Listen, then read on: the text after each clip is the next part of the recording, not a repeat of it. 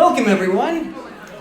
Sorry to scare you. Welcome to our third annual Write Out Loud performance. And thankfully, our first time doing this in person with a live audience. So we are thrilled to have you here for this wonderful turnout. I'm very, very excited to hear everyone's work tonight. So my name is Mike Tamburino. I'm the manager of performing arts programs here at the museums. And before we get started, I just want to go over a couple of housekeeping things. So first, you'll note there are 3 fire exits in the room, one the door you came out of, one in the back with a handicap area of rescue assistance, and then one over here, which I would have to open for you unless the fire alarm was going. But there are 3 exits.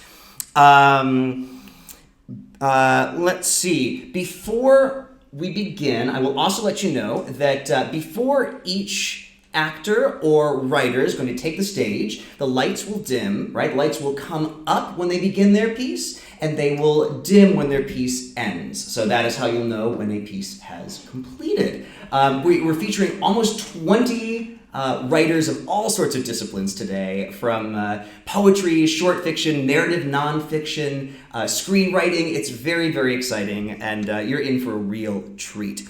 I will also let you know that tonight's performance will be available online later this week, probably on Saturday. We're going to premiere this on Fenimore Art Museum's YouTube channel in a week. So if you have any friends, family, colleagues who are unable to be here tonight, that will be freely accessible to share with all of them.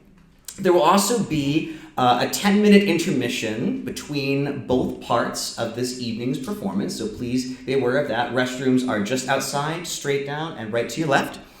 And lastly, if you enjoyed your time tonight, please consider making a donation of any size in support of performing arts programs at Fenimore Art Museum. Your support helps us keep programs like this free of charge to the whole public. And there's a QR code if you wish to make a donation that way, but we ask that you please consider it if you have the means. So without any further ado, we're going to get started. Thank you so much for joining us. The performance will begin in a moment. Thank you.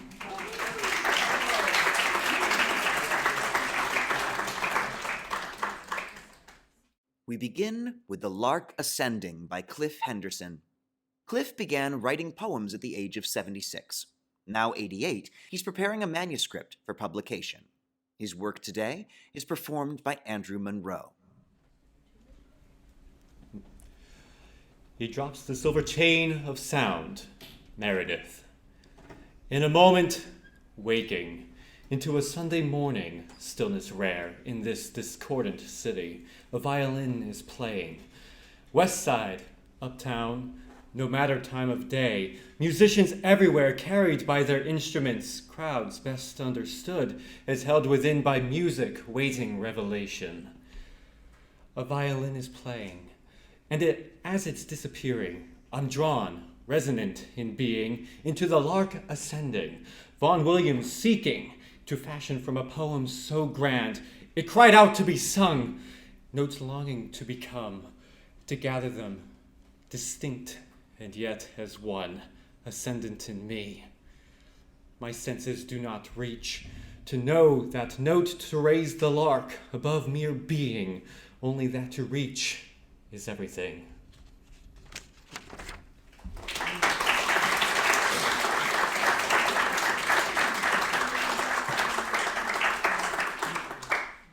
Our next piece is Assumption by Danielle Crozier. Danielle is celebrating life these days by entertaining many of her once-upon-a-time, merely wistful whims. She recently enjoyed performing in the Norwich Theatre Company's production of Steel Magnolias, as well as New Berlin's Village Voices. Her family and community have all been so supportive and encouraging, and she wholeheartedly gives thanks to them and for them, none more so than her 4 children, Evan, Isabel, Tucker, and Brody.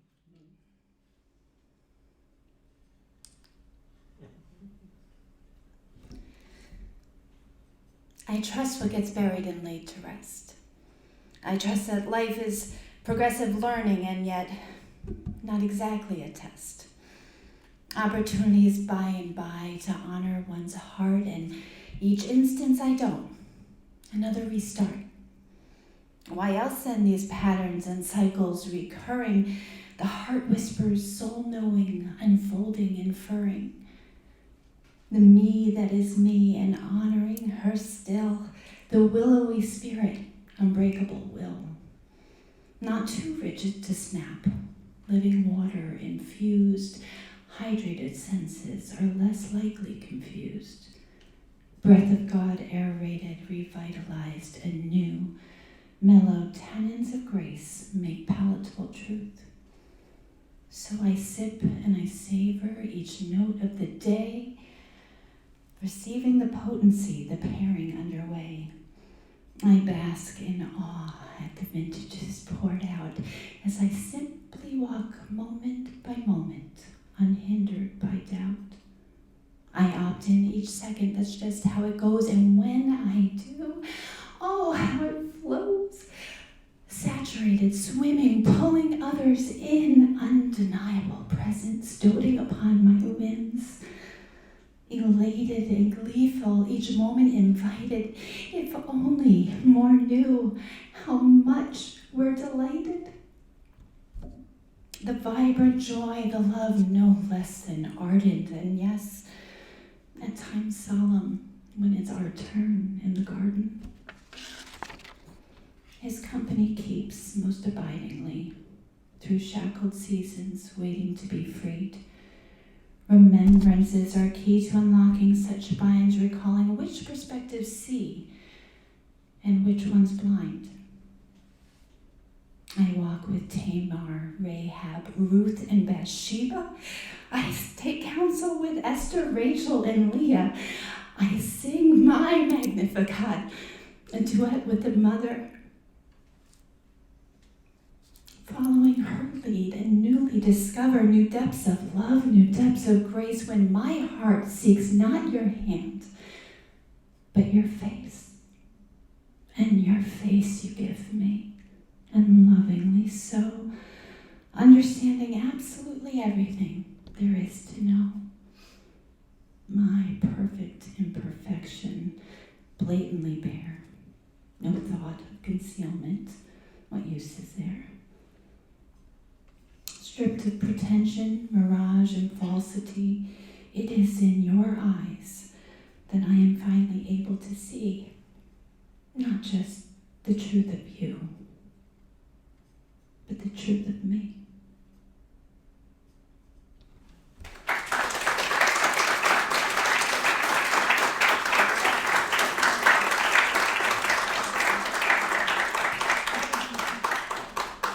Next up is a piece of narrative nonfiction by Melissa Marietta, Adolescence on the Periphery, Parenting a Teen with a Disability. Originally from Western Massachusetts, Melissa received her BA in American Studies from Mount Holyoke College and her MA in History and Museum Studies from the Cooperstown Graduate Program. She lives in Fly Creek and is the parent of 2 and the wife of 1. She presently serves as the Director of Career Development at Hamilton College. As a writer, her guiding principles are to be real and raw, with her work exploring the polarities of parenting and of being a mother, wife, and feminist. You can find her writing on her personal blog, as well as on Medium. My daughter Caroline was diagnosed with a rare genetic deletion in autism when she was 6. She is now 13. Yesterday I sat on the bathroom floor looking up at her. I asked her to bend her knees and spread them out like a butterfly. She looked up at the ceiling as I glided a wet wipe along her inner thighs. She sat back down on the toilet and grabbed one of the purple-scented packages in a basket on the floor. She blushed and cursed under her breath as she fumbled with the wrapper. She handed it to me and I placed the pad in her underwear. I lifted myself from the floor as she rose and stuck my hands into the back of her pants to adjust the pad. We were eye to eye, her stature mirroring mine. I placed my hands on her shoulders, smiled, and then directed her to the sink to wash her hands. This act of parenting is as normal to me as helping her brush her teeth before bed.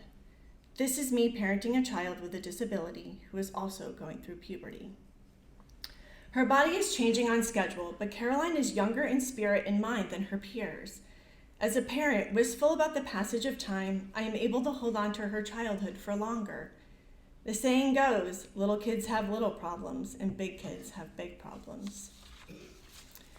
Caroline is getting bigger, yet her world is still very small. She has retained an innocence that her peers have been pressured to shed. By default of her disability, the stakes set by society are lower for her. For me, this is a relief because she doesn't focus much attention on many pressures that teens face, like body image, romantic partnerships, and mean girl dynamics. I've yet to meet another parent, my own included, who argues that raising a teen is easy. Like surviving a plague or beating cancer, coming out on the other side of the teen years is a victorious feat for parents, a battle fought bravely and with ferocity. Upon puberty, the little hearts we nurtured pull our hearts out of our chests, slam them onto the ground, and smash them into little pieces. It's no easier to be a teen than it is to be a parent of one. I see this from my friends, whose kids must now navigate social media and online bullying, in addition to a roller coaster of emotions and a changing body. From getting perfect grades to taking a perfect selfie, the demands placed on a teen create a pressure cooker of stress, anxiety, anger, and confusion. This doesn't happen for Caroline. She doesn't even look at her report card, and she has never asked me if she can sign up for social media. My heart sank when I picked Caroline up after school one day, and she was sitting alone in the cafeteria, while another group of girls sat at a table across the room. When we got in the car, I asked her if it bothered her that she was sitting alone. She looked confused at my question, answered no, and then asked me if we could pick up a pack of pencils, her favorite item to collect. Caroline has never cared what other people think about what she does, how she dresses, or how she smells. She has eaten food off the floor in the school cafeteria, and she cries every morning when she gets on the bus because she's nervous. She has never asked me why she doesn't get invited to birthday parties, or why boys don't ask her to be their girlfriend. She doesn't have a phone and doesn't text message. Girls her age are being pressured to send naked photos of themselves to peers and shop at Victoria's Secret for padded push-up bras. Caroline prefers to wear the exact same Walmart leggings and sweatshirt every day, paired with cowgirl boots. In a perfect world, she would wear no underwear. At a time when kids are seeking independence, Caroline's interactions with her peers are guided and structured. When her friend sleeps over, rather than leaving the girls to popcorn, movie watching, and giggling, I sit with them and help Caroline with conversation strategies, so much so that I feel that I am the one having the sleepover. It's hard for me to relate to other parents of teens, as Caroline experiences adolescence on the periphery. She was invited to one birthday party last year with kids from her special education classroom. I was nervous to drop her off, and she was nervous to go. I brought her up to the door as she repeatedly told me, "I'm scared." I handed the mom the gift and stayed for 20 minutes or so until Caroline's tears dried and she joined her classmates in a game of Nerf gun. They enjoyed pizza, soda, and watched Jumanji with his parents, and I wasn't worried for 1 minute about Caroline and her friends doing anything I would ever cringe over or question. Several months ago, a mom friend reported that Caroline was seen making out with a boy in the stands at the local recreation center swim meet. I did my due diligence in this situation because I knew that's what other parents would expect of me. When I confronted Caroline, she told me it never happened, and I knew she was telling the truth. No one has ever been able to kiss her since she was a baby. Any attempt in doing so results in Caroline quickly tucking her chin into her chest, hands covering her cheeks and lips in protection. With Caroline's teacher, I discussed topics that most teachers and parents may never discuss: how to get her to wear deodorant, clean her ears, and wear a bra. We talk about her incontinence issues and what happens when she refuses to wear underwear and bleeds all over herself at school. Sure, we care about her History Day project, her reading comprehension and math skills, but we also care about her wiping her butt and understanding why smelling bad makes others feel uncomfortable. This is not to say that mainstream classroom teachers don't struggle with smelly students, but the focus is primarily on academics, not hygiene. Caroline's education is not about ELA and math proficiency, standardized test scores, and college prep planning. Caroline's education is centered around her success at being a functioning and independent person as she enters adulthood. I get hyper-focused on Caroline and her needs, that most of the time I live in ignorant bliss, experiencing life as a parent with tunnel vision. Yet my grief comes from the shadows and without warning. Sitting in the school auditorium during a chorus concert or play, dropping her off at a school dance, talking with a kid her age, or sitting in a doctor's office dealing with a health issue that is likely related to her disability and having the doctor give me that sad, sorry look.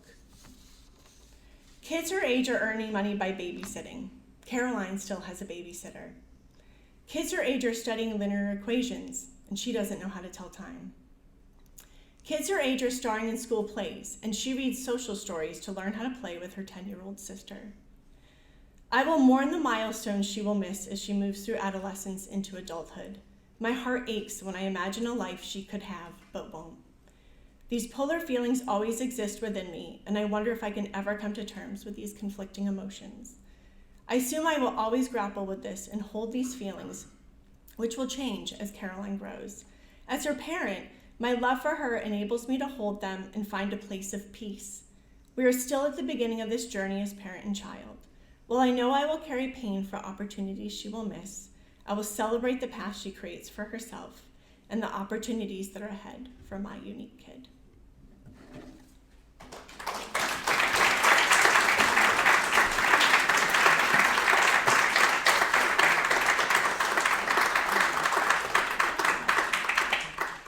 Next, we present an inventive, untitled work of poetry by Samuel Kovar, exploring personal reflection through the language of computer programming. Samuel is an RPI student and aspiring writer. His work today is read by Andrew Munro. String, school equals NHS. I'm not a creative person. Bool is creative equals false. I want to be a computer programmer. It is my chosen path from which I can never diverge. I took coding classes in high school. I joined an extracurricular program for students looking for tech-related jobs. String, my future equals computer programmer. I'm finally about to start college. School equals RPI. Help is no longer freely given. I have to roam around if I want to find it. String, classes equals impersonal. I can't even remember most of their names. String, students equals alien. String, teachers equals faceless. String, data structures equals pain and suffering. While true, code debug. This is the safe, simple, financially secure option. This is what I chose. I can't replan now. Code debug. This has to be worth it. Code debug. I have an idea. Is creative equals true. It's incomplete, fanatical, not good enough. It won't help me. People who would make fun of me if they saw it. Better to let my ideas die with me. Is creative equals false. Code debug. It's still there. Code debug. I don't like this. What am I doing? Code debug. I have an idea. Is creative equals true. Break. My future equals. I let the ideas spill out, and they eagerly took root, finally being given a chance to feast and grow. I took my festering ideas and made them real. They were messy, unrefined, and inert, but they were mine. Not a soulless program that I would create and never use again, but something I made of my own free will that I would one day let the world see. And I gleefully realized that even though it felt like I had written for so long, my idea was still barely a single sprout, and I still had so many more seeds to plant. But my old insecurities were too deeply rooted to be weeded out by a single moment of clarity. I still feared showing others my work. I knew I had to, but I feared their criticism, their scrutiny, their dismissal of the text I had worked on with such passion and vigor. I knew I needed it if I wanted to succeed, but still, I shied away. I shy away because I don't have faith in my ideas. I think they're incredible, the result of years of daydreaming. But I'm afraid someone will take one look at them and say, "This is worthless. These are bad ideas. They make no sense." But I know I have to keep moving forward. I can't keep my ideas cradled to my chest, shielding them from the world. I'll take all of the criticism and judgment, and I won't let it stop me. For the first time in a while, I don't know where my path will take me, and it scares me. And it excites me.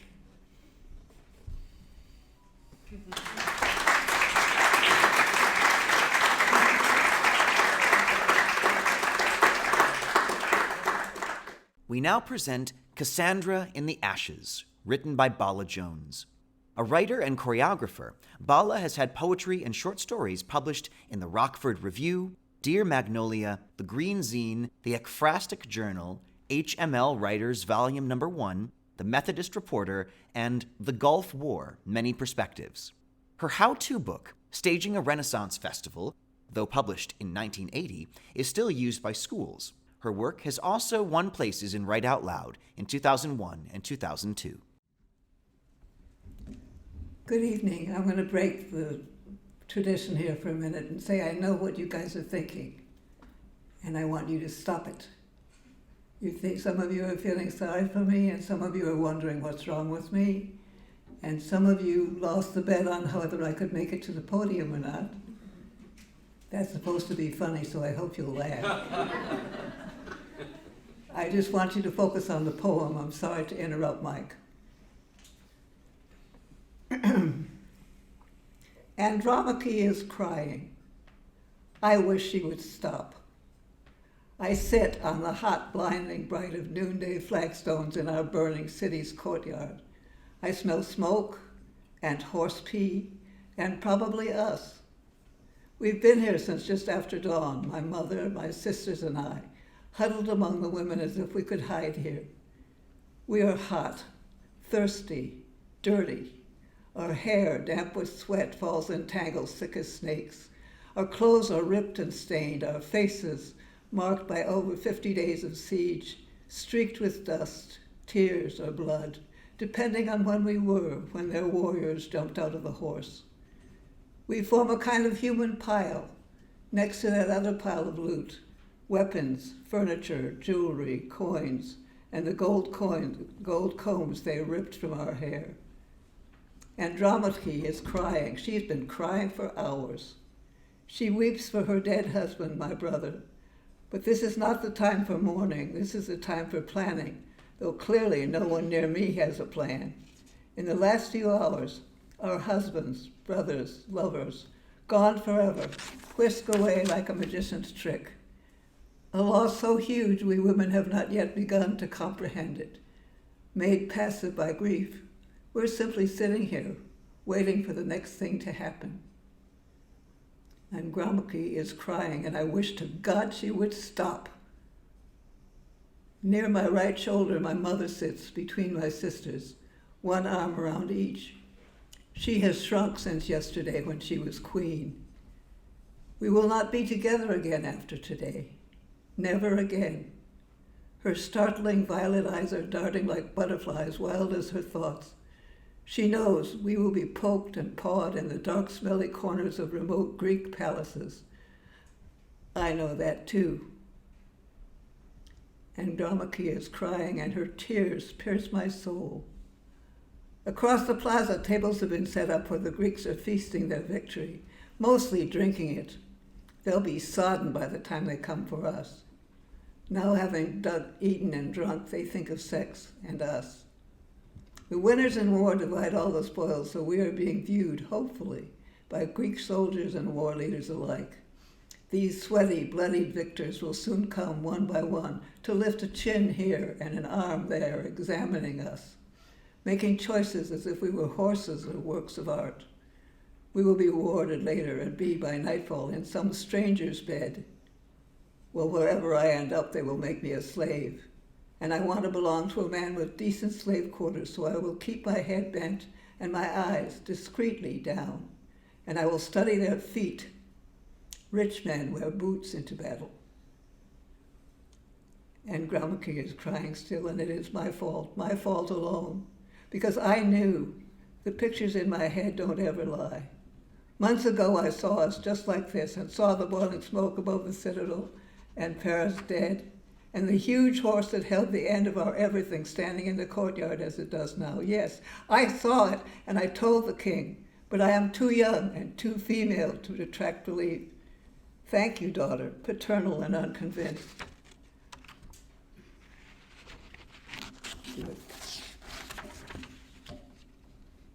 Paternal and unconvinced, he left the chamber. My mother told me that men know best, and my sisters laughed at me. And this disaster is my fault because I could not make them hear.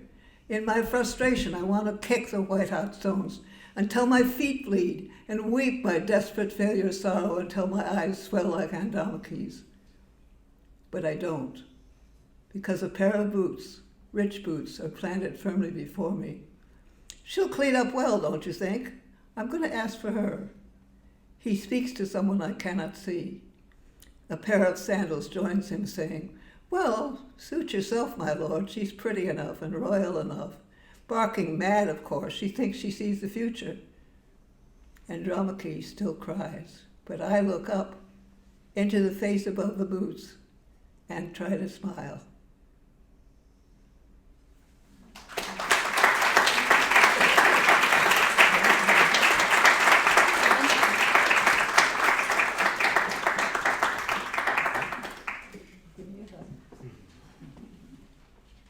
Next, we welcome to the stage Megeen R Mulholland, reading Passage.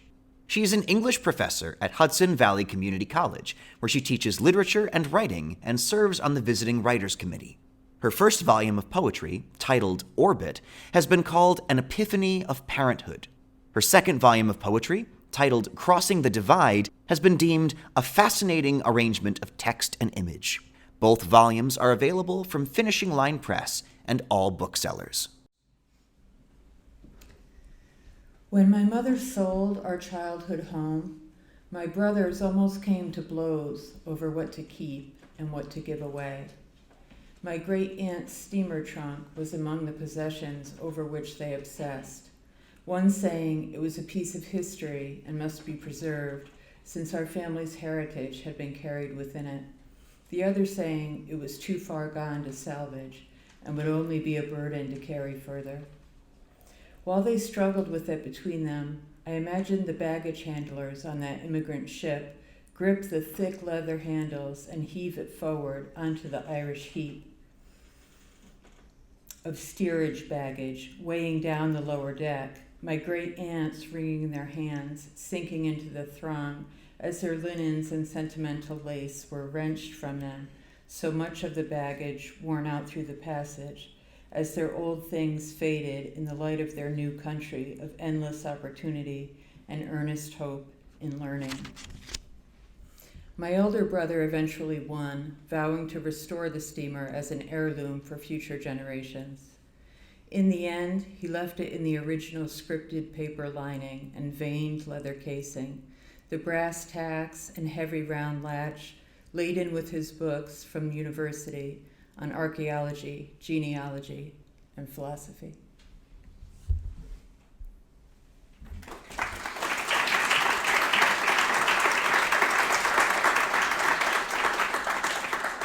We now have an untitled work by Shannon Dicus. Shannon is not a writer, except she writes all the time and never shows anyone. She's an artist and owner of a little art store where she gets to paint, when her 3 kids allow it. She grew up in Las Vegas, Nevada, and moved to this area 2 years ago. It's been a wild, worthwhile ride. Her piece is performed by Joan Badgley. You were so beautiful when your eye had a star on it, and when the sun started to come up and it made everything pink, your skin glowed. Then, when it got bright and shined in the blinds, your back had glittering wings and every little thing wore a halo. Pink and round soft clouds with blue glitter globe stars twinkling off naked skin. on skin tight like trampolines and marshmallows, where flesh meets flesh is golden light.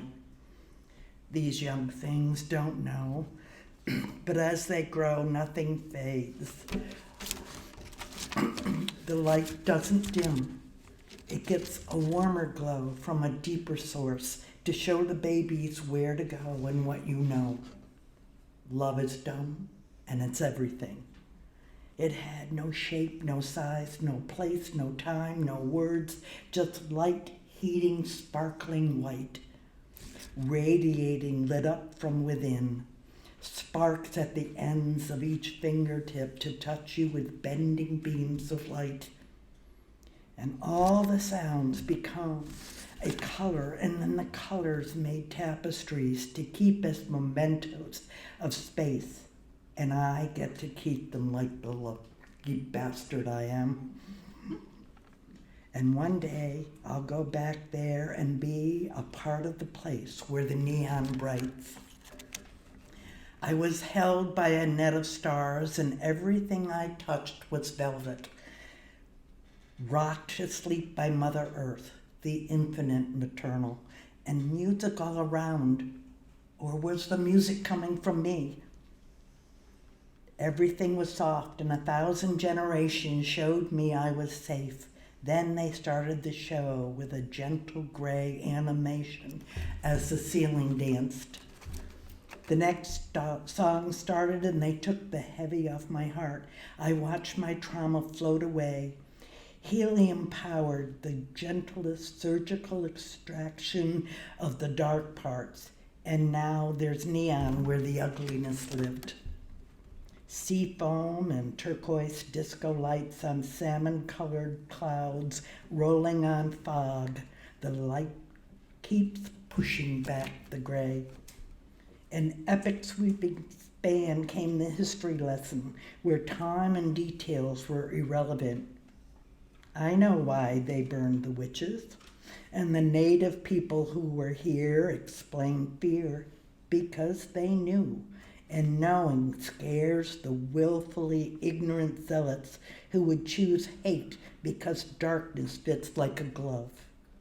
Everything is love, and the solution is that. Burgundy, hot pink blush, all the ripeness and shining fruits. A plum to pick too soon, and there's no juice. You wouldn't have liked me before. I was only becoming this edition after edits, many edits, getting at the rot. Now you have me scarred and a little bruised, but I fit so perfectly in your arms, abridged. My jealousy came up in passing while I was floating through space, and no, I can't possess you or contain you. They can see your light because it radiates out from every appendage, but they only get to see you dance, and I get to feel it when the whole bed shakes as you tap your toe. I'm the lucky one, if not the only one. All this roundness plumped up.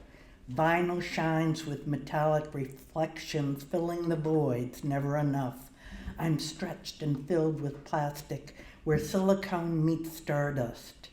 You saw me lasered smooth, and I couldn't move except to meet your touch with my rhythm where we intersected.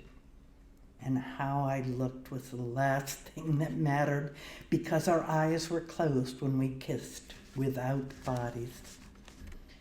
I was feminine and feminist, all soft and strength. I saw birth through death, and everything in between is creating received lessons in mothering from my grandma, be their safe place. I saw how her body couldn't contain her, and she became the neon. I am her, and through me my children will know her love. I saw that the opposite of creation is to consume.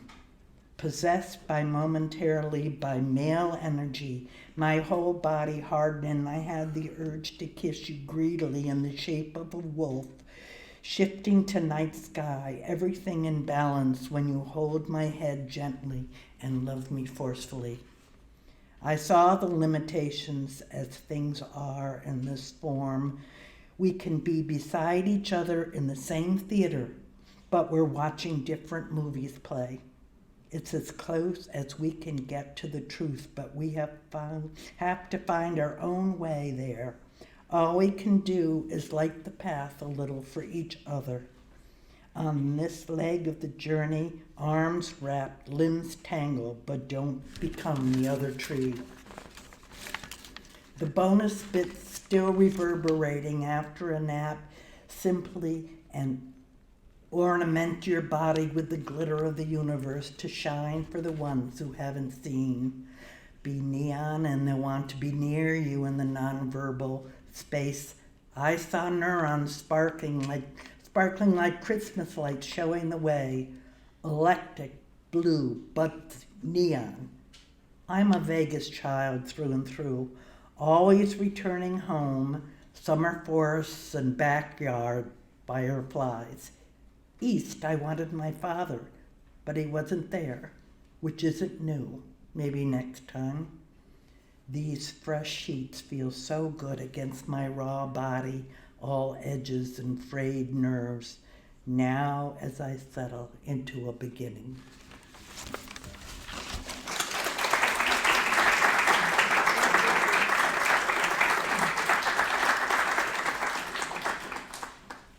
Next, we present The Storm That Did Not End by Ben McGill. Ben is a Photoshop composite artist turned poet who is new to Otsego County. His work is often metaphysical, political, and existential. He has worked with the Catskill Community Players as an actor since coming to the area and hopes to continue to be involved in the wonderful arts community here into the future.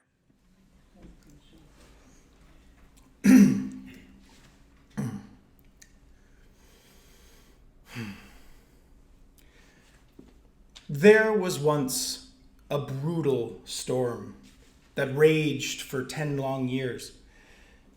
Valleys all but forgotten under the mourning of its tears.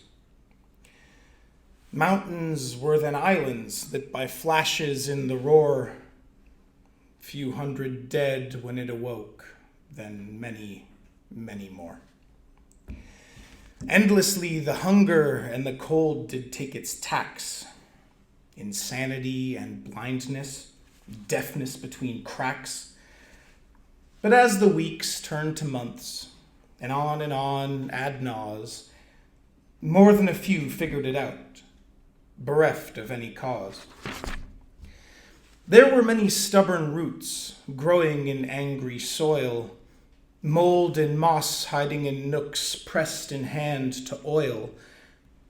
Anyone smart to these having overhang or cave, or found the rare peak tall enough to partial daylight save.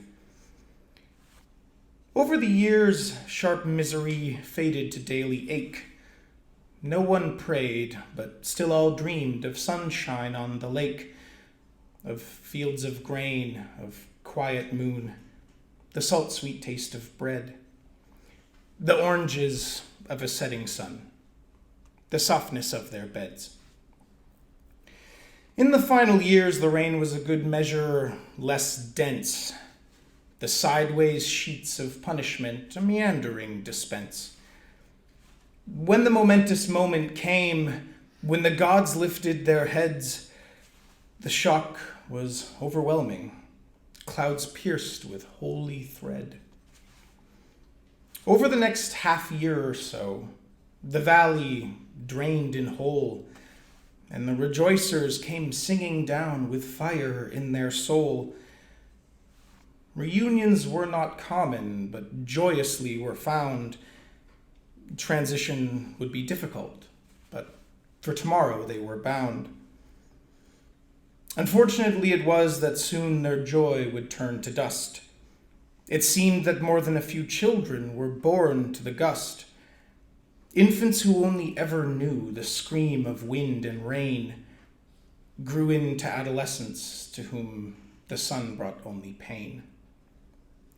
A language of short yelps and patterned touches on the arm, a ghastly pale complexion that the sun would flake and harm. They climbed around off balance on all fours toward the shade, moaning mad songs of gibberish they didn't know they made. Of course, when it was discovered, first everyone stepped in, but this impossible rehabilitation wore them thin. The mothers cried alone at night, their shaking muted, slow. People wouldn't say a thing, but through their eyes you'd know. Eventually there was one that might be called a success, could walk and talk and hear a bit, despite all of its stress. But when it came to trying to live a normal, farmful life, others couldn't work with it, too strange for daily strife. And so, the day inevitable that the seasons couldn't hide arrived with the full force of folk that just wouldn't abide. Time to end this sharp reminder of their tragedy, so they put a noose around its neck, then hung it from a tree. As the years went on and on, and on and on ad nauseam, pain turns generational. Segregation becomes law. And now, though none remember why, in darkness and with pains, the people come to kill their kin every time it rains.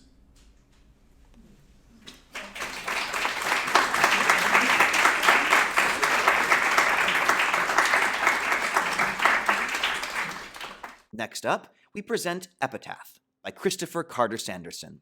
Carter Sanderson is the founding artistic and producing director of New York City's Guerrilla Rep Theater Company and a published novelist.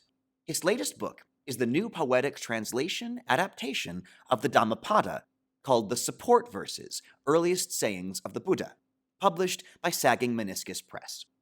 His poetry appears in recent issues of Gravitas Poetry, Poetry City, Poet's Choice, Lunch Ticket, and others, and is anthologized in Show Us Your Papers, Main Street Rag.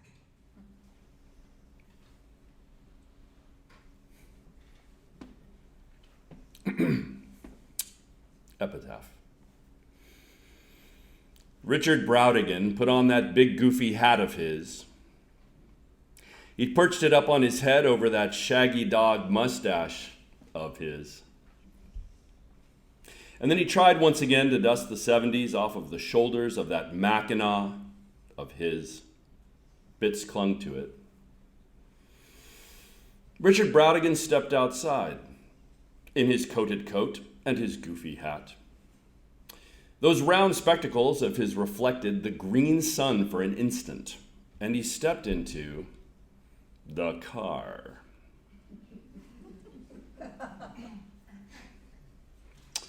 The car that comes for so many. He chuckled and hunched his shoulders, stepped into the car, and, quote, Richard Browdigan was driven to drink and despair, unquote. And the moral of this story is, don't feed your little daughter your bullshit. Leave it off of her cornflakes, and do not spread it on her flapjacks. And if you do it anyway, then for God's sake, don't let her write your epitaph. Much less your author bio at the end of your little book. O generation of Richard Browdigans, I salute your passing. You never said a truer thing than, quote, I do not want to be your hero, unquote.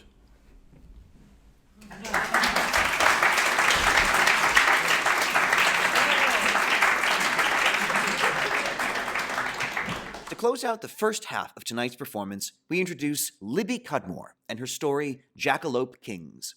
She's the author of the hipster mystery, The Big Rewind, William Morrow 2016, and the Martin Wade PI series at Ellery Queen Mystery Magazine. Jackalope Kings was originally published in Wreck-N Review, and her other work has been published in Monkey Bicycle, Smoke Long Quarterly, Had, the Coachella Review, Bleed Error, The Normal School, the Stone Slide Corrective, the Barrel House Blog, and several anthologies, including Hanzai Japan, Mixed Up, Welcome Home, A Beast Without a Name, and Lawyers, Guns, and Money, co-edited with Art Taylor. She is a 3-year alumni of the Barrel House Writer Camp, the recipient of the 2018 Oregon Writers Colony Prize for Short Fiction, and the co-host of the OST Party, the Scattered Shield, and the Misbehaven podcasts. Her piece is performed by Kate Liberati. Bad news comes with a human messenger. Your Aunt Mo calls between spreadsheets and Zoom to tell you that your Uncle Pete was found dead in his apartment. No cause yet.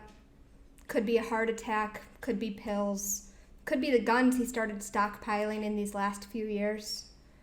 The last time you spoke to Uncle Pete, he was quizzing you on Merle Haggard over text messages.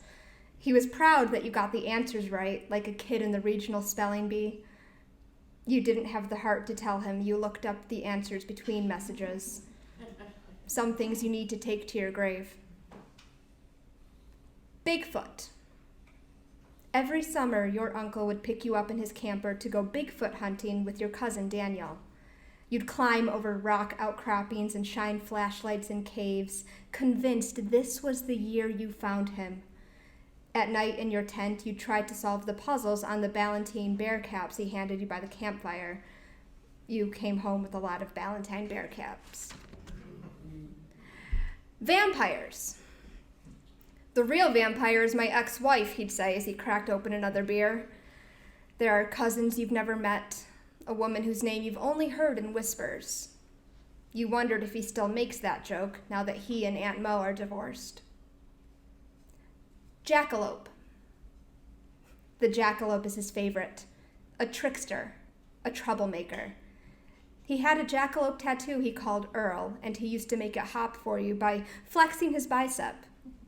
You used to get up at dawn and hope you might catch a glimpse of one. But like Bigfoot, you never managed to catch him at the right time. Your aunt asks you to go with her to Oklahoma. She's got to pick up his ashes and sell the camper. Didn't seem right to ask her new husband. You haven't seen Aunt Mo in years. It'll be good to catch up.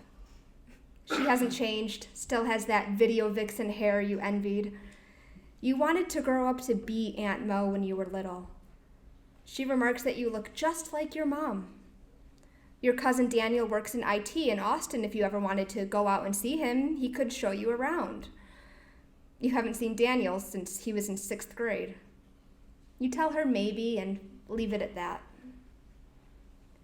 Yeti.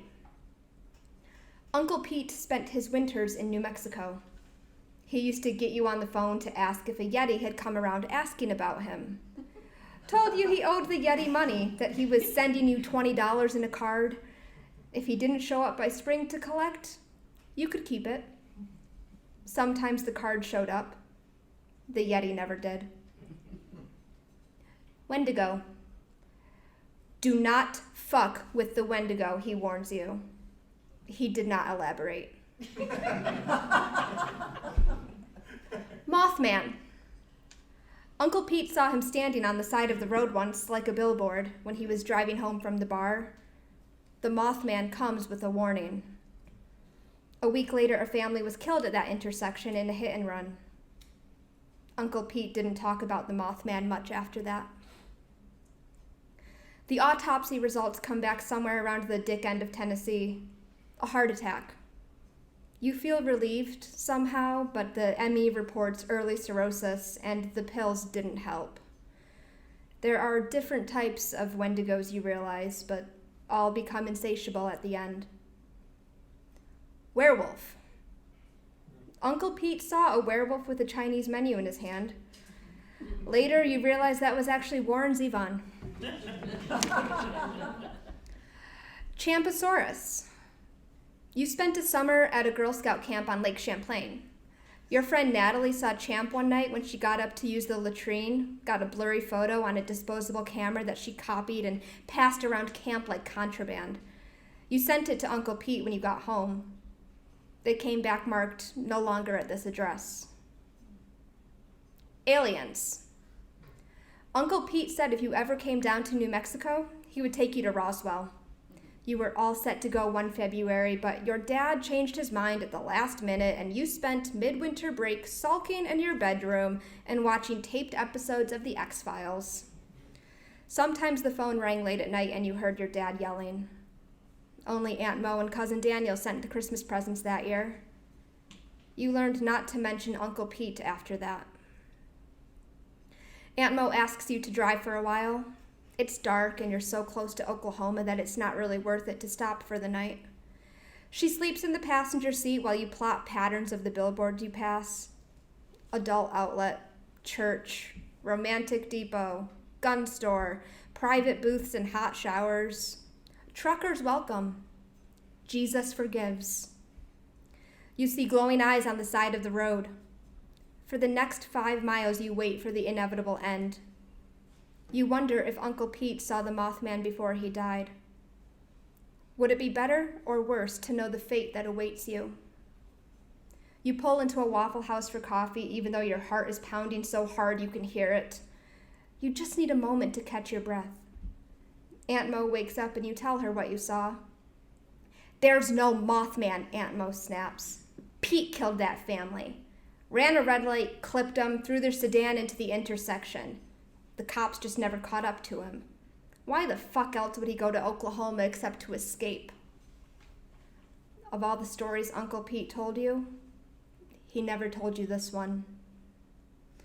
You sell the camper to his buddy Ren and spend 2 days cleaning Uncle Pete's apartment. Danielle meets you there with a rented to cart off loads to the dump in the bottle depot and the Salvation Army. You take an unopened box of Pop-Tarts for the road. Unfrosted strawberry, your favorite. In a box under the bed, you find the stash of letters and cards and drawings from you and Danielle. Aunt Mo gets choked up when she sees these and goes outside to smoke a cigarette. You could use a break, too. Oh, he was a shit dad, Danielle says on the way home from 7-Eleven. But he didn't deserve this. Dying alone, you know? Rough way to go. You slurp your Dr. Pepper icy and nod. You ever see a jackalope, you ask, just to change the subject? He grins. Couple times, he says, but he always moved too quick for me to get a picture. Aunt Mo says she's going to drive back down to Austin with Danielle. She buys your plane ticket, as promised, and drops you off at a hotel by the airport. You promise to keep in touch. You mean it this time. In the morning, you see a jackalope on the green between the Holiday Inn and the highway. He's waiting for you, a harbinger, a messenger from beyond. You reach for your phone, quietly. This is the moment you and Danielle and Uncle Pete have waited for. A rustle in the bush, and he scatters across the parking lot, leaving nothing but the twigs where you saw horns. Sometimes a jackalope is just a rabbit. Sometimes a legend is just a man.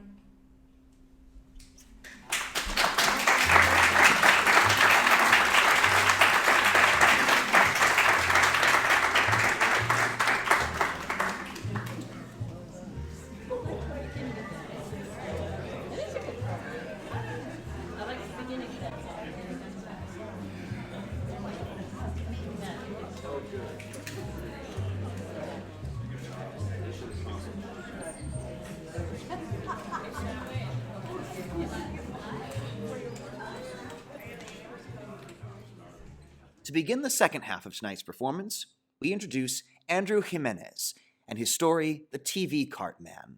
A graduate of the New School's MFA writing program, Andrew has had work published in Curlew Quarterly, Friction, and the Paris Review Daily, among others. Currently working as a technical editor at an engineering firm, Andrew is failing up on his first novel, from which this piece is excerpted. His work is being read by Ben McGill. Let me tell you about the TV Cart Man. Once a week, he'd come up the hill to my grandmother's housing project, pushing this flimsy bar cart with a staticky little 12-inch bouncing on top. They'd run an extension cord from the rec center on nice days and set up in the courtyard. A penny would get you 10 minutes. The sound was even lousier than the picture, but my grandmother marked her calendar by his visits. She saved the Sunday pennies her father gave her for the collection plate. I know it's hard to believe because you carry the world around in your pockets, but this was the Bronx in the 40s. Italian immigrant family. That glass with the fuzzy black and white image skittering behind it, my grandma told me, was a crystal ball. The TV cart man wore a wooden icon on a leather string around his neck. It was of a saint my grandmother didn't recognize. She pointed. "Who's that?" "Saint Isidore of Seville," I imagine him saying in his old world accent. "The patron saint of technological advancement." By 19, she was married and running her own travel agency. My grandfather had joined the police force out on Long Island, and after a few years they'd saved enough to move to a nice little suburb. The schools were good, the crime was low, and the lawns around each house were well disciplined and green. A TV came built into the living room wall of every home in their subdivision. It was all a person could ask for from such a time in history. Anyone could see that. For my 9th birthday, my grandmother bought me a computer with an Intel 286 processor. It ran Windows 3.0, which was the first to use clickable icons to represent applications. Before then, the file names appeared in hierarchical lists. Running programs or finding files often involved typing out path names in their entirety. Icons changed all of that. The thing is, for all of its achievements, Windows 3 still wasn't a true operating system. It was a graphical user interface, meaning it ran on top of the actual operating system, which at the time was DOS. Until Windows XP in 2001, Windows itself was an icon, in that it graphically represented an operating system, but was not itself an operating system. App icons are nothing more than representations inside a facade. You see in them the things you want and what they can never be. It's not that they're simply empty on the inside. Icons have no insides. They merely point at the things they represent, but are not themselves those things. We make the meaning in our minds, and meaning is not truth. It's simulacra. Don't forget that. The first computer my grandma gave me was a hand-me-down, a Commodore 64, old even in 1988. Computers are the future, Charlie Brown, so better get your hands dirty. That's not only convenient for the story, it's also true. She really did say that. The first thing I did was turn it on and play Frogger until my eyes burned. Then I went to bed, and the next morning I opened up the housing of it, studying each component in relation to all the others before taking the whole thing apart. And once I'd done that, I put it back together and flipped the switch. A brief pause, and it kicked back to life. I hadn't expected that. Frankenstein's monster over here, I said, staring at the blinking green cursor as if into my own crystal ball. Effective communication is key. I work for the government. Everyone does. While business has always run this country, the difference now is no one has to pretend it isn't true. There's no need to lie, since everyone knows everything.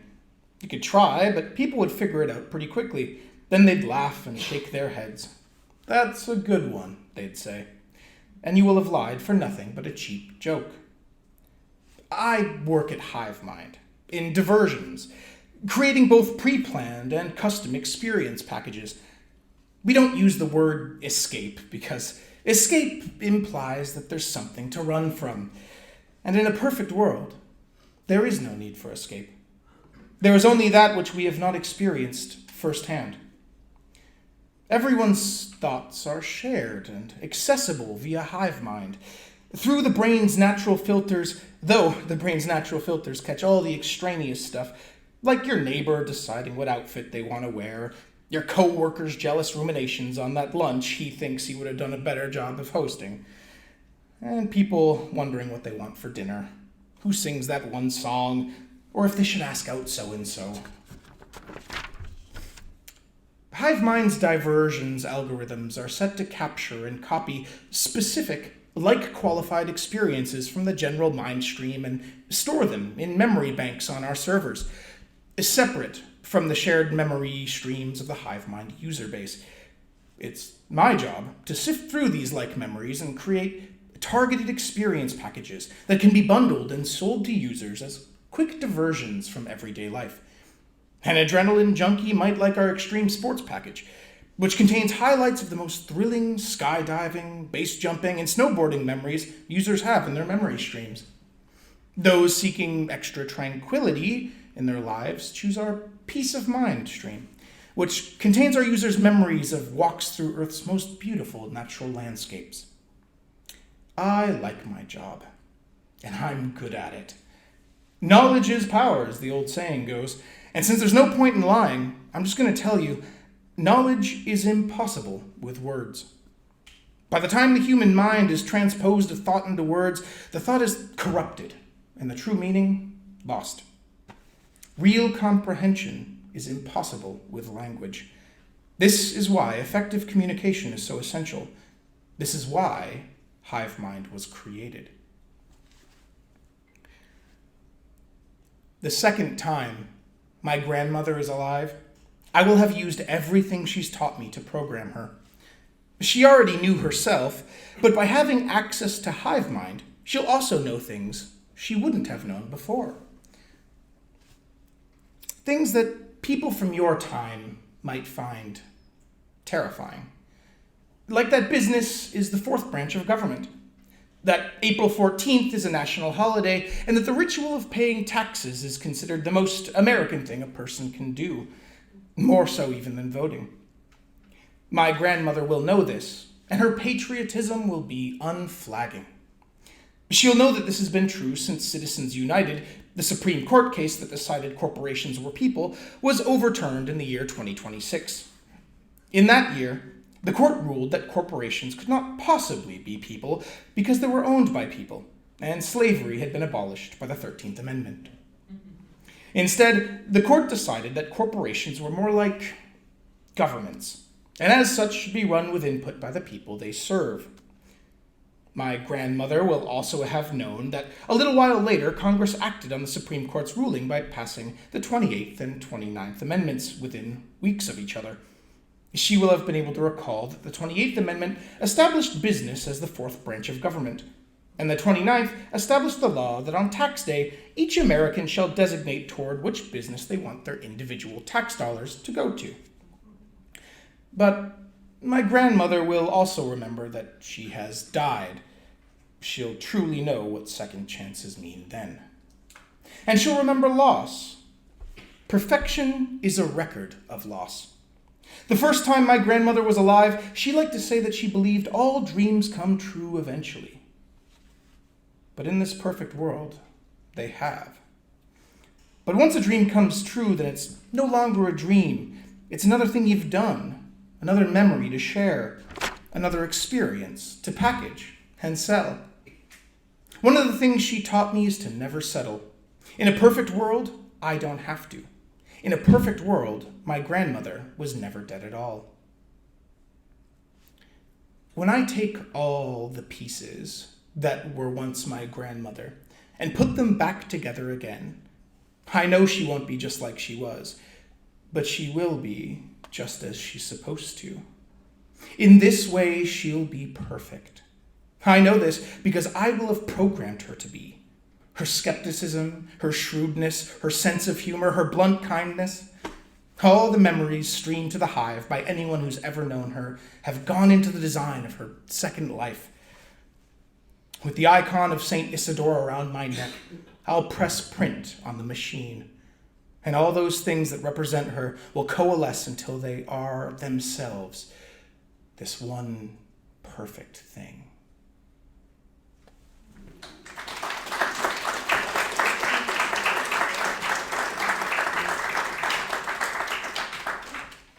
Next up, we have Recognition, a poem by Libby Marshall. Libby wrote her first poem at the late age of 11. after a class presentation by a local poet at the Gilbertsville Mount Upton School. She is exhilarated to witness one of her pieces being performed live on stage. The poem is being read by Joan Badgley. The older I get, the harder my head. Far past the point of stone now, I've entered the level of tougher metals.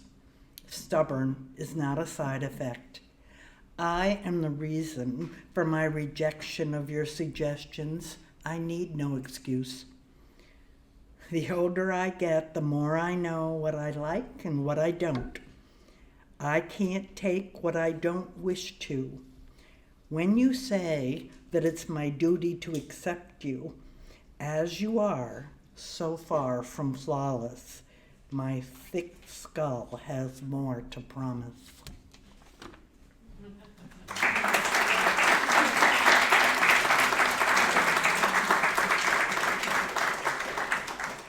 Next, we present Dear Alex, written by Jack Crosby. Jack is a fourth-year game design and writing student at Rensselaer Polytechnic Institute.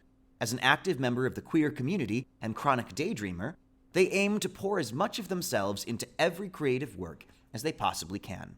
Their piece for tonight, Dear Alex, was originally a project meant to answer the prompt, write a letter to someone that would dramatically change the course of both your lives. It has not been sent to its addressee. Performed by Rowan Fitzgibbons. Dear Alex, I think I've always hated you. No, I've definitely always hated you. Yes. It began in Miss Pottinger's first grade class, when one day I played with a pair of scissors like a stupid child, you sitting next to me, giggling, seeing it as a funny interruption from the monotony of 2 + 2 = 4. Ever since, you've always been the taller one, the smarter one, the handsomer one. People always called us Alex and Jack, or those 2 stupid children, rather than Jack and Alex. I put up with it, because I put up with everything. Yes. Even as dozens of familiar yet blurred-out faces join us in the hallway between 1st and 12th, I clung to you. You, my best friend. And I, the one who snagged onto your backpack and told others about my best friend. The years remain dusty in the attic of my consciousness. Times when we drifted further and further apart as I tried desperately to hug your backpack to my chest, everyone scurrying from 4th period to 5th. You put up with me, probably because you hated me too. Yes. Not too long ago, in the grand scheme, you started doing everything to annoy me, to piss me off, to chip away at my mental... That was it, wasn't it? You didn't choose to follow God because you loved him. You chose him to stalk my thoughts. You knew about me, about my experiences. Look at you, how clever, how dastardly conniving little altar boy. You didn't date her looking for companionship. You claimed her to taunt me. You knew she told me she never loved me. Everything you did, every cloud that formed in your mind existed as a plot to drag me deeper down. That's it. That's why I hate you. Yes. You hated me. You wanted me to hate you. First grade, first love, first oppression, you, the mastermind. No, that's not it. No, allow me to rethink this. No, just let me speak.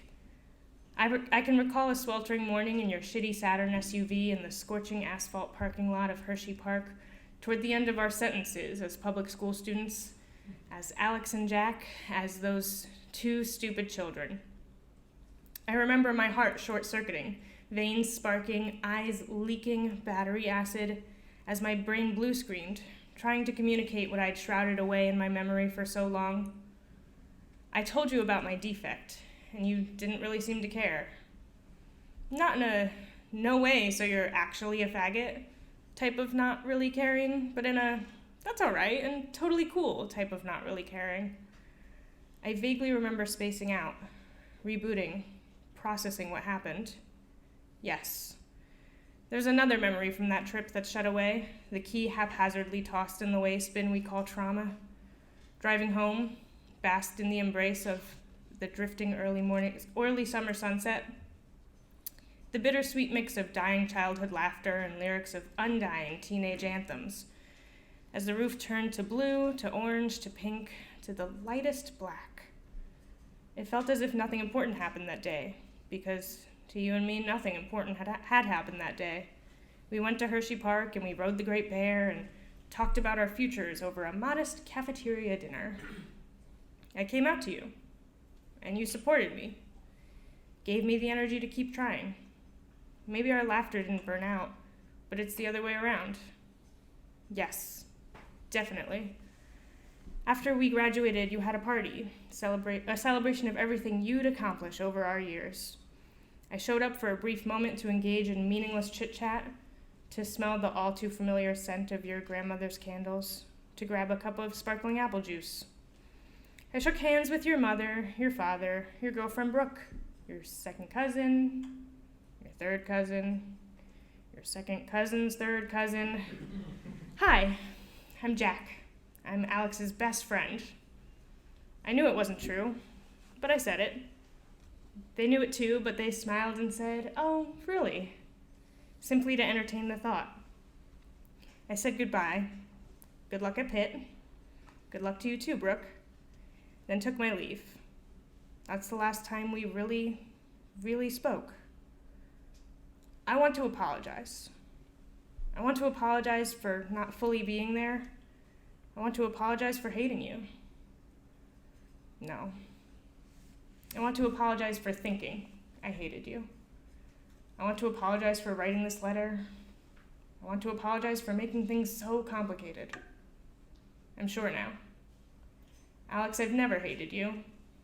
Throughout my entire existence, I've wanted so desperately to have a scapegoat, someone to pin all of my misfortunes on, someone always there for me, a perfect victim to shift blame upon. That person was you. And for that, I apologize. I apologize for never being 100%. I apologize for needing you as the source of my strife in my life. Who else could I blame? What other person was always there but you? Me. I apologize the most for never thinking about you, about how you felt, about the problems you experienced, problems most likely more difficult than my own. Hindsight makes me question. Do you hate me? Do you think you hate me? In my desperate quest to reduce you to nothing more than a shackle, did I shackle you? Even if it seems impossible to reach out, I'd like to speak. Really, really speak. At least once more. So much time has gone, I wonder if I recall the real you. If we could try our friendship again. I'd like that. Just say yes. Or no.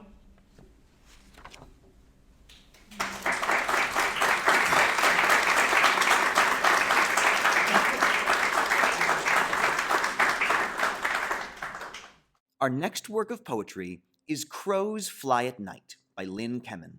Lynn lives in upstate New York. Her chapbook, More Than a Handful, was published in 2020. She is in Seeing Things Anthology, 2020, What We See on Our Journeys, 2021. She is published in several journals, including Topical Poetry, Silver Birch Press, Lothlorien Press, the Ekphrastic Review, Spill Words, and Blue Mountain Review. Lynn is on the board of Bright Hill Press. She's also an editor for the Blue Mountain Review and is a member of the Southern Collective Experience. She has a forthcoming book of poetry that SCE will publish in the fall of 2023. This poem is read by Kate Liberati. 5 tribes of Kulin Nation say, we crows fly home at night, finding our own kind. Noongar Aboriginals say we carry their dead across to Karanup. In this nation, a flock is a murderous gang. A murder is better than being alone. Smart, took makers talking in cause, we frighten the superstitious, scared of shadows and disease. Bees dance, waggle, telling their tribe where to find the sweetest clover. We sit on telephone wire without shade, a threat to gardens, scared off by our own corpses. We won't be back. If I weren't left without wings, I'd fly at night. I'd fly home to my tribe. Never, ever alone.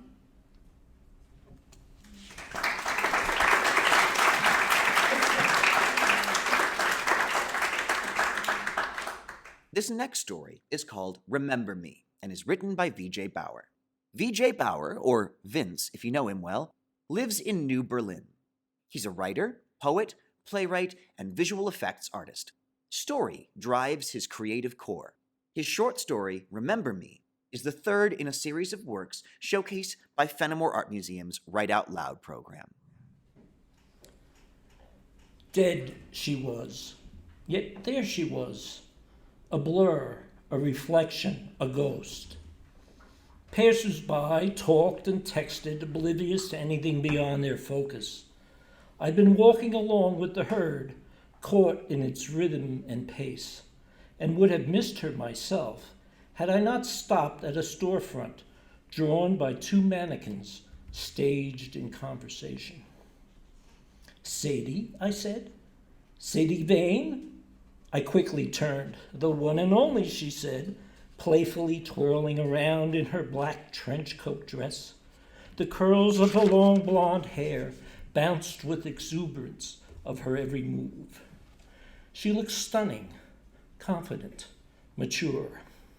"Surprised to see me?" she said. I was at a loss for words. "Sorry," she said. "I probably should not have sneaked up on you like that." "No," I said, "no, it's okay. I just didn't expect to see you." "Well, it has been some years. I'm not a student anymore. You probably never noticed me back at university, except as a fleeting reflection off the glass of a trophy case." "That's not true," I said. "I noticed." "Liar," she said. "You were just like all my other professors, worrying about what people would say if they caught you glancing my way. So prim and proper you guys were."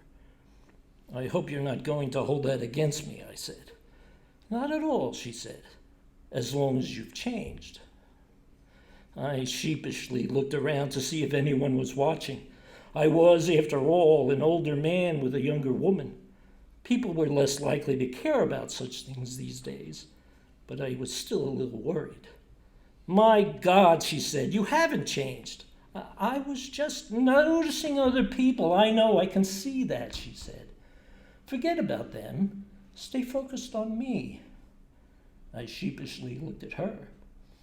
"Better," she said. "What happens if I stare at you?" "Just keep your drool to a minimum and you'll do fine." I laughed. She laughed. "Come," she said, placing her arm in mine without hesitation and leading me down the street. "There's a cafe around the corner. We can find a table, get a bite to eat, have a cup of coffee."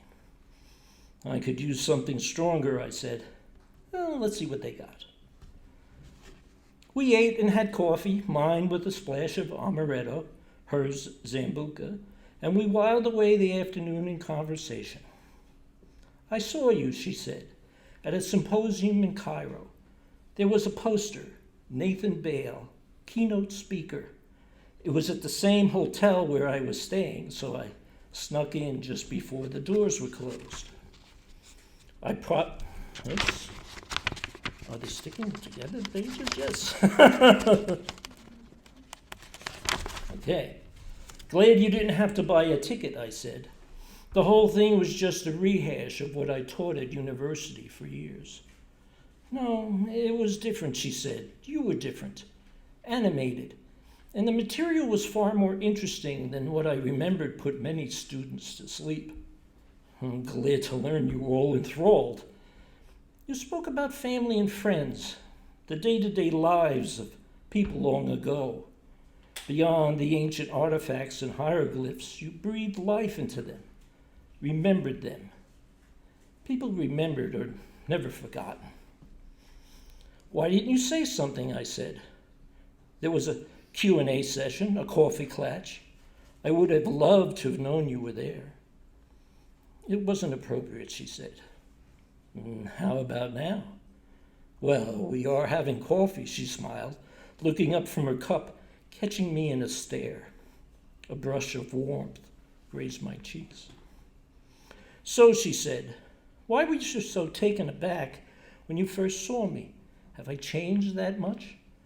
No, yes. I mean, I thought you were dead. Dead? I nodded my head yes. There was a traffic accident about a week ago. The wreck looked like that classic Mustang you always drove. Saddened me, the loss, I said. You were quite a character. I regretted I never took the time to get to know you. So I could be remembered, she said. Something like that. For the next couple of weeks, we would playfully sneak up on each other in storefront reflections, act shocked, and then go somewhere for a bite to eat with a side of strong drink. We discovered that we had a lot in common. We liked similar food, enjoyed similar entertainment, loved to take drives in and around town. After a time, it wasn't so awkward for us to be together. The line between us gradually blurred. We became part of each other's story. In time, we became more. And the two shall become one, I said one afternoon, as she rolled off of me to lay beside me on my bed. I propped myself on my side, watching an angelic-like halo shimmer around the outline of her silhouetted body as sunlight sneaked past my drawn drapes behind her. Do you love me? She said. Isn't it obvious? I smiled. Not this, she said. Not love-making. Love. Same answer, I said. Love, she said, the eternal kind. It's always tested. Things happen to it. Things you can't possibly imagine. I'll pass whatever test eternity wants to throw at me, I said, and I'll never have to be graded on a curve. I hope so, she said. I hope you remember it all. I hope no matter what, that you will always remember me. I will. Getting out of bed, looking for her robe, she grabbed instead the fresh pair of my brother's scrubs he had left draped over a chair. Ted used my apartment whenever I traveled and seldom cleaned up after himself. I admired and loved the guy. He was a brilliant and meticulous surgeon, top of his trauma team, but he was a total slob. Let's play doctor, she said, turning towards me with one of his stethoscopes draped around her neck. Pulling over the wheeled cart that had the remains of our takeout, she grabbed a long toothpick and tapped on its tip with a couple of finger flicks as if it were a hypodermic needle that needed to be freed of air bubbles. What are you doing? I said. Drawing some blood, running some tests. I suddenly felt the urge to slide out of her reach. Didn't imagine this, did you? She placed the tip of the toothpick to my forearm. Sadie, no! My drapes flew open, flooding the room with a wash of bright light and silhouetted outlines of figures pushing carts and equipment all around my bed. Sadie's outline began to shimmer. Wait, what's going on? He's going into shock, someone said. Cardiac arrhythmia, another added. Sadie, I groaned. Get his brother in here. Stay with us, Mr. Bain, a voice beside me said. Stay with us. The room morphed. I saw a storefront, mannequins staged in conversation, passers-by texting and talking, a reflection, a ghost. Then everything streaked into a blur as if I was speeding past it all. I heard a blaring horn, tires screeching, Sadie scream, then everything around me went black. It was days before I learned I had been in a car accident. I had drifted in and out of consciousness. I had multiple leg breaks, a concussion, and various other body and mental traumas. Ted helped me through it all, through rehab, physical and psychological. Told me that my healing would be slow, that my recollections would be disjointed. I'd imagine the unimaginable. Memories would sharpen and fade, but time would heal all my wounds, except one. I wept in his embrace. Weeks later, he wheeled me to a waiting cab, helped me inside, and warned me that there would be a mess when I got home and that it was my fault this time. I smiled as best I could. He tapped on the roof of the car to signal the cabbie it was safe to drive away, and in those moments before it did, I watched my brother walk through the automatic doors of the hospital as they slid open and then closed behind him. Sadie appeared in that moment. I saw her reflection. Dead she was, but there she was. I will remember you, I whispered as my cab drove away. Always.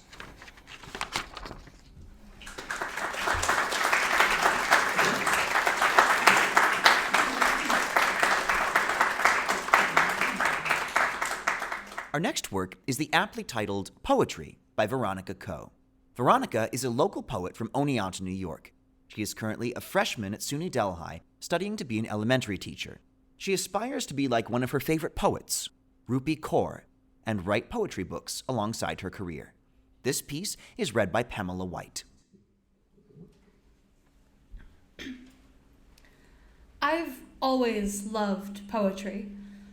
Even in my youth, making rhymes in my head, hoping I would lead beautiful idea to be spread, that only my mom would have read. My writing was small, like a star seen up in the sky, unaware of its beauty up close. My writing paused. My mind went blind, my dreams declined. I needed to remind myself. My brain was poetry. The thoughts in my head needed to be pled, and never should have bled, but I should have said the words of poetry that I loved so deeply. Even if my writing is just a star, I know I would be shining bright as you gazed.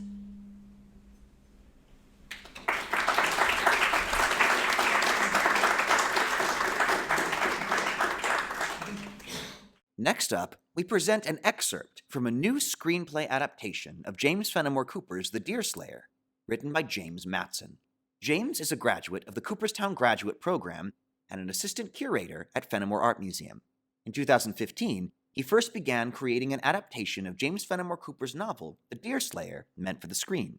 He was inspired to do this because the entire epic story of The Deerslayer takes place on the water and shores of Otsego Lake. This performance features Andrew Munro, Rowan Fitzgibbons, Ben McGill, and Kate Liberati.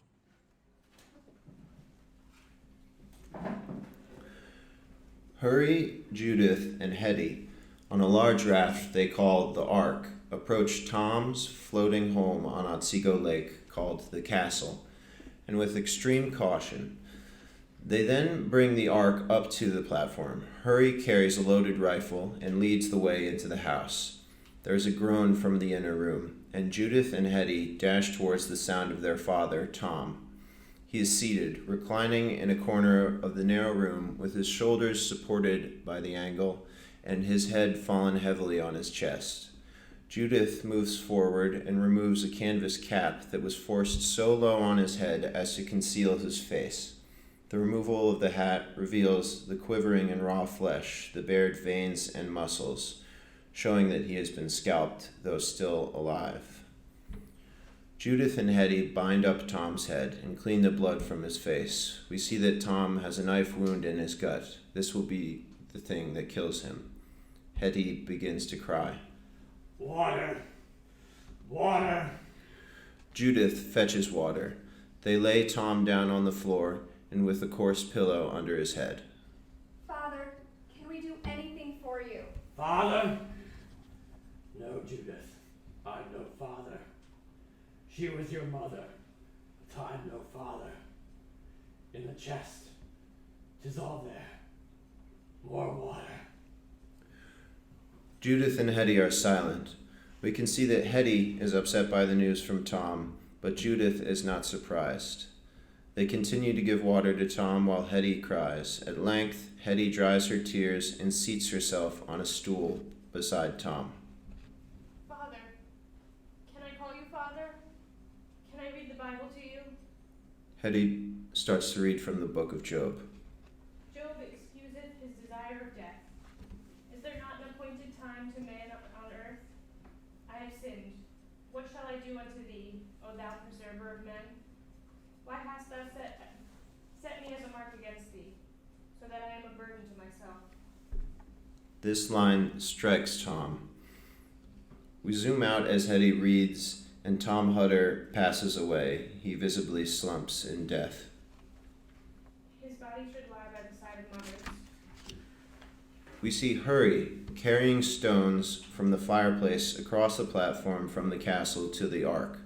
As the sun is setting, all gather on the platform. Judith is the last to come out.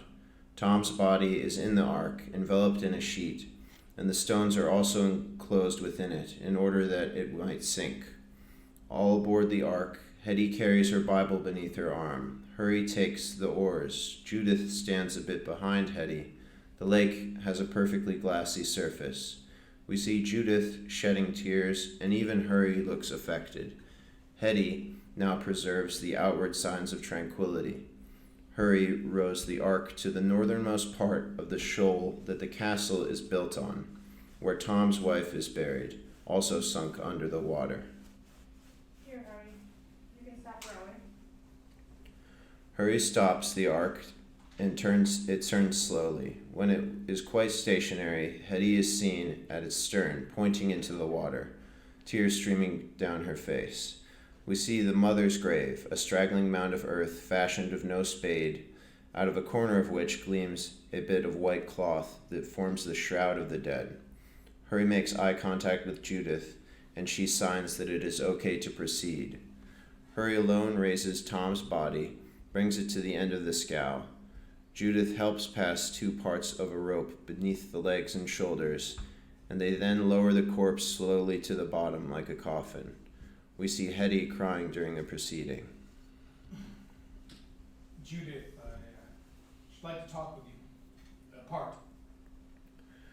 Judith seems as if struck by an idea and gazes intently for a moment at the young man, Hurry, and leads the way to the other end of the scow, signifying her wish for him to follow. Here she takes a seat and motions for Hurry to place himself at her side. You wish to speak to me of marriage, Harry March. Let me hear what you have to say. Okay, Judith, it's true. I've long thought you the comeliest young woman my eyes ever beheld. And I've made no secret of the fact. Yes, I've heard this before. You've no longer a father or a mother, Judith, and it's morally impossible that you could live here, alone.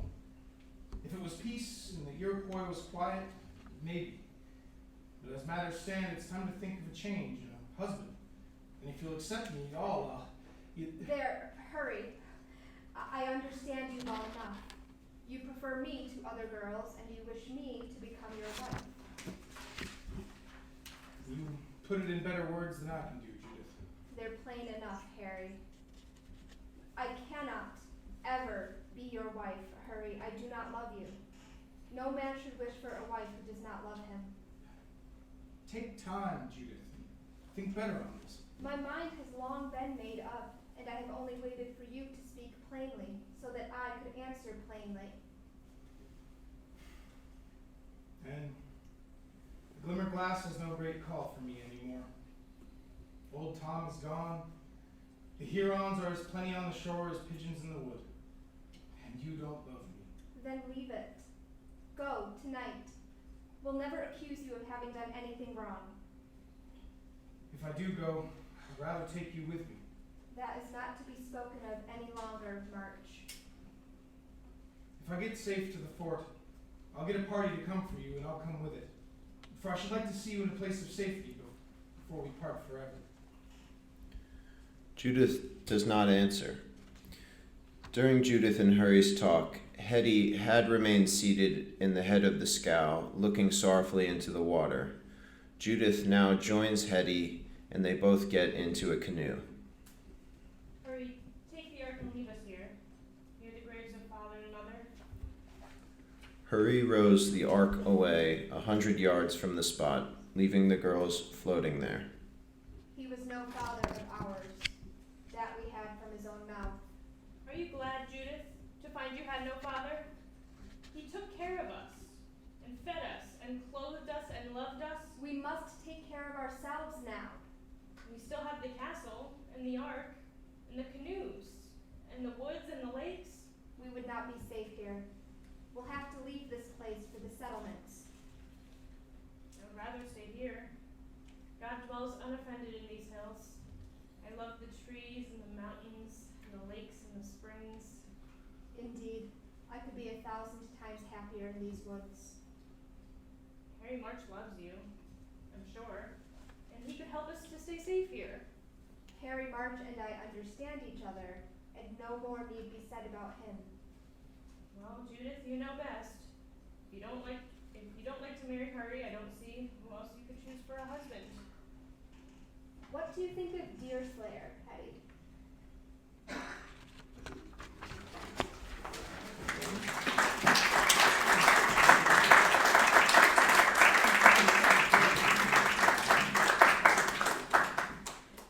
We now present Alice, written by Robin Guerra. This is Robin's first public submission and acceptance. However, she is not new to the field of writing. Prior to becoming a registered nurse, Robin enjoyed a career as an award-winning copywriter.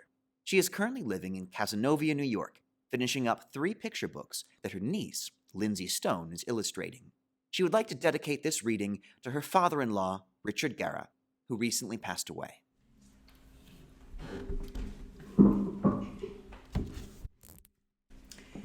It's 2:30 in the afternoon. I'm backing Brenda, my beat-up Dodge minivan, out of the semicircle driveway, trying to get into a critical thinking frame of mind. Blood transfusions, chemotherapy, abnormal vital signs, and ominous lab reports are waiting for me. I am an oncology nurse, heading to Syracuse's only Catholic hospital to comfort and care for the sick and dying. My thoughts are briefly interrupted by the vibrant colors outside my window. The auburn, yellow, and brown leaves have formed a plush blanket across the enormous lawn. The fallen foliage is both beautiful and sad, a gift from the naked maple and oak trees, and a gentle reminder that another season has passed. My anxiety starts to rear its ugly head, and I pray a cyclone of wind will carry those leaves away to my next-door neighbor's yard, like a scene unfolding in an old Saturday morning cartoon. I fret that it's now up to me to rake and bag them all. My wishful thinking transports me back in time to a classic episode of Popeye the Sailor Man. The scene unfolds with an angry bull charging Popeye's beloved olive oil. Popeye assesses the imminent danger to his girlfriend, squeezes open a can of spinach, with his bare hands gulps down the green vegetable in one swallow. Muscles bulging, he winds up and strikes the furious bull right in the nose. Boom! The stunned animal is launched into the air, orbiting like a satellite, as its body slowly morphs into steaks, roasts, and chops, then lands with a thunderous thud. A roadside stand advertises, fresh meat for sale. Popeye saves the day. Oh, to have a superhero, I mumble to no one as I take the exit for I-690 West and steer Brenda onto the highway.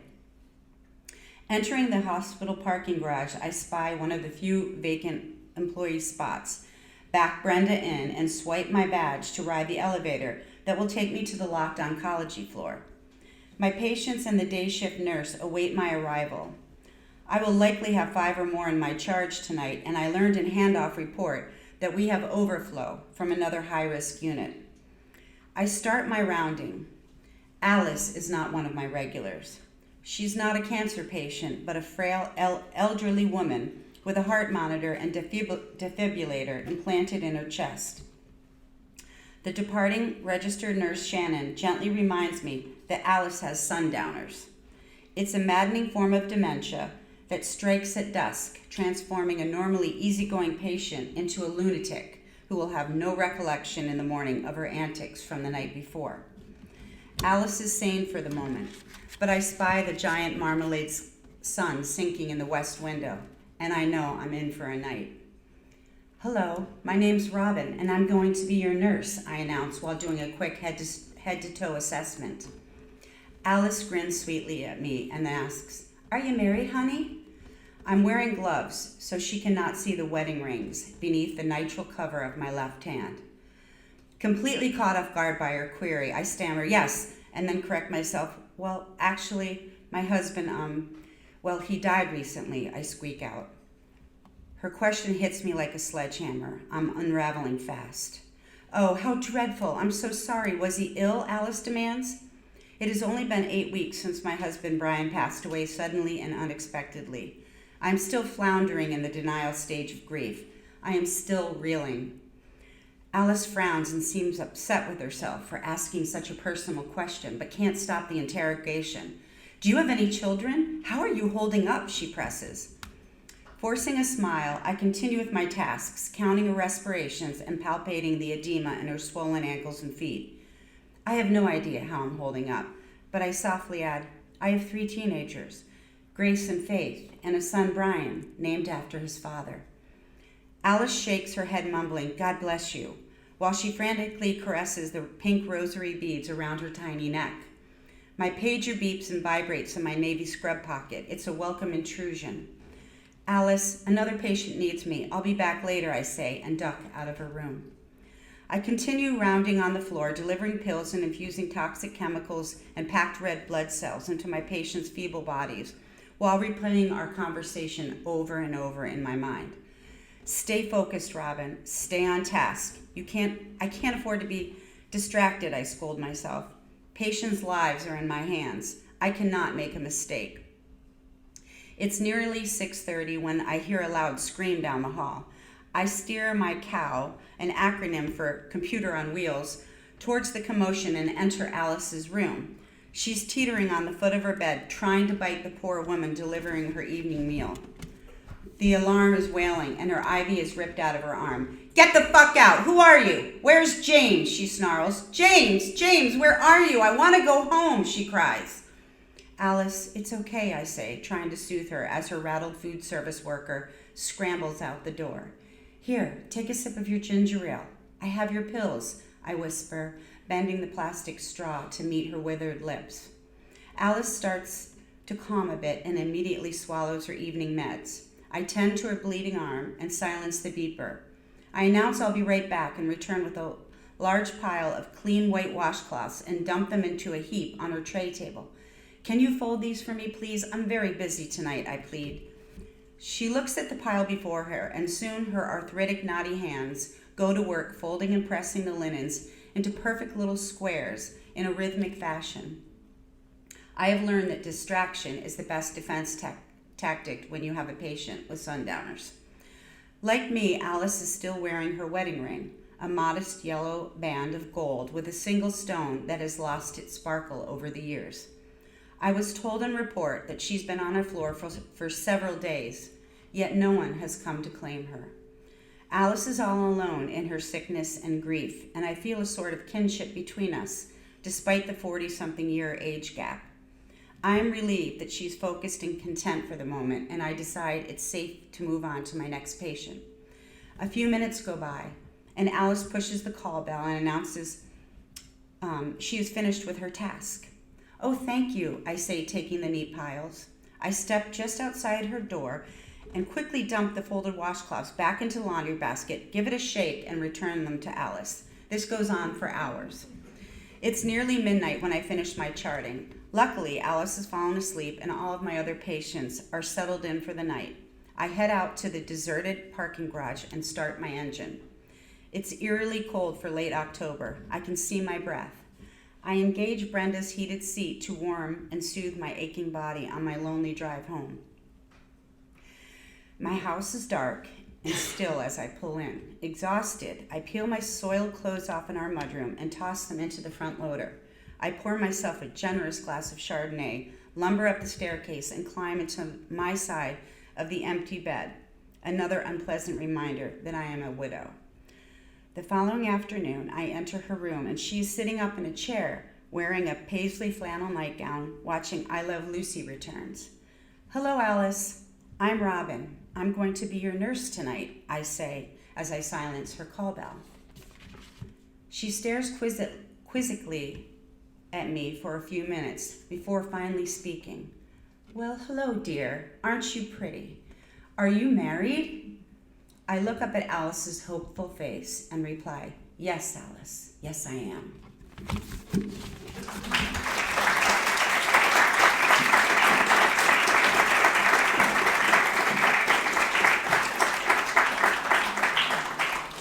We're closing out tonight's performance with Change, written by Sarah Marie White. Sarah Marie is a 13-year-old from Bethlehem, New York. In her free time, she loves to read, draw, take photos of the world around her, watch movies and videos, listen to music, and experiment with multiple different forms, styles, and genres of writing, as you can probably tell. She likes to think of herself as a fairly empathetic and kind person, as well as the kind who'd do anything for her friends. She has been described as both the creation of liquid magic and a ball of chaotic awesomeness. All that aside, she's very excited to perform for you today.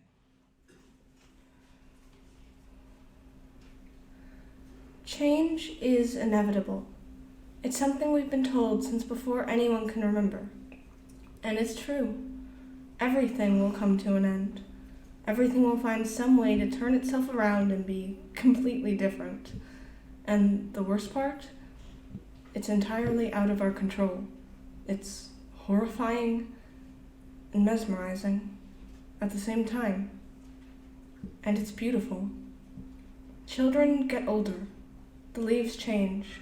The snow falls and the rain pours down. It's unpredictable. Unknown. We humans have a hard time not being afraid of things unfamiliar to us. What's unknown can hurt us. We need to have control or we don't feel safe. But we can't have that. Because life is unpredictable. Life is nothing but a series of phases and changes. So how could we live without change? It's beautiful. Children turn to adults. The leaves are bright red. A car drives down the road and no one knows its destination, but wherever that is, it's not here. The rain turns to snow that covers the hills in a blanket of white and bury the leaves to sink into the ground. We watch it unfold from our windows as the sun sinks behind puffy pink clouds and the moon washes away the sky's remaining purple streaks. The snow slows down and the clouds part ways to reveal an ocean of stars. We look out the windows with a sense of longing, thinking about how much fun it would be to play in the snow, no matter how wet or cold it may be. And slowly but surely, we all head outside and grab our sleds. It's beautiful, isn't it?